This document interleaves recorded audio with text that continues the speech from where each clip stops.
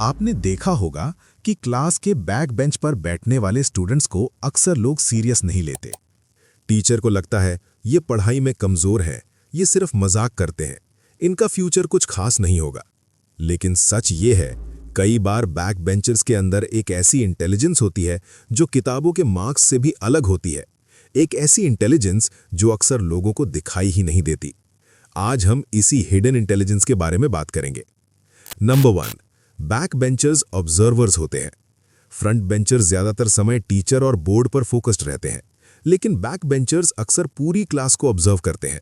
कौन क्या बोल रहा है, कौन कैसे रिएक्ट कर रहा है, टीचर का मूड कैसा है, ये सब चीजें वो नोटिस करते रहते हैं।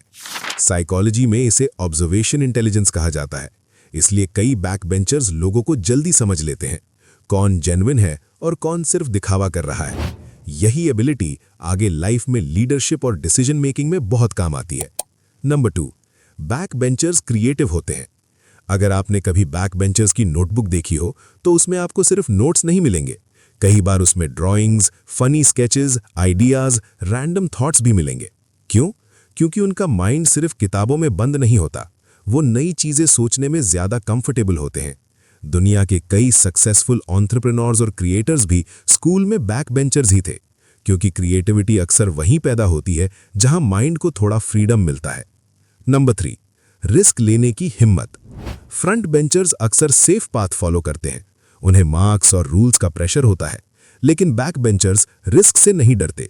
नई चीज ट्राई करना, अलग तरीके से सोचना, भीड़ से अलग चलना, ये माइंडसेट बाद में लाइफ में इनोवेशन बन जाता है। यही वजह है कि कई बैक बेंचर्स आगे चलकर बिजनेस, आर्ट, कंटेंट क्रिएशन या लीडरशिप में सफल हो जाते हैं। 4th, social intelligence.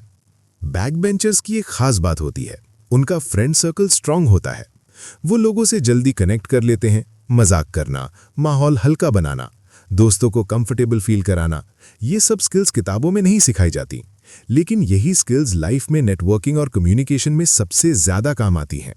5th, pressure handling ability. Back benchers अक्सर एकेडमिक प्रेशर से थोड़ा दूर रहते हैं। इसका एक फायदा भी होता है, उनका माइंड स्ट्रेस में भी काम रहना सीख जाता है। जब कोई सिचुएशन टफ होती है तो वो घबराने के बजाय कई बार उसे हल्के मूड में हैंडल कर लेते हैं। साइकोलॉजी कहती है कि जो लोग स्ट्रेस को हल्के तरीके से लेते हैं वो कई बार लॉन्ग टर्म में ज्यादा मेंटली स्ट्रांग बनते हैं। 6th, independent thinking. Back benchers की थिंकिंग अक्सर थोड़ी अलग होती है।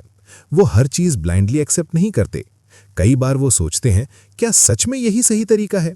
क्या इसे किसी और तरीके से नहीं किया जा सकता?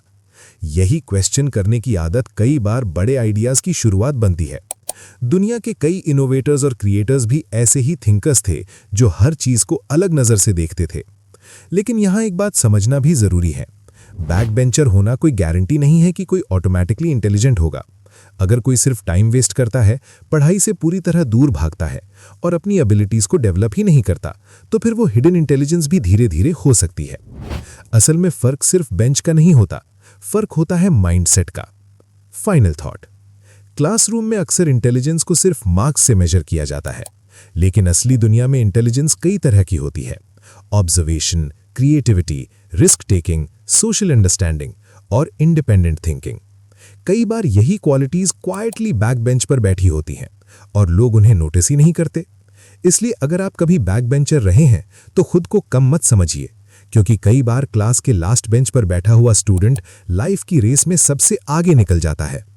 अगर ये वीडियो आपको इंटरेस्टिंग लगा हो तो इसे लाइक जरूर करें और चैनल माइंडक्राफ्ट को सब्सक्राइब करना मत भूलिए, क्योंकि यहां हम ऐसे ही ह्यूमन साइकोलॉजी और माइंडसेट से जुड़े हिडन ट्रुथ्स को एक्सप्लोर करते हैं।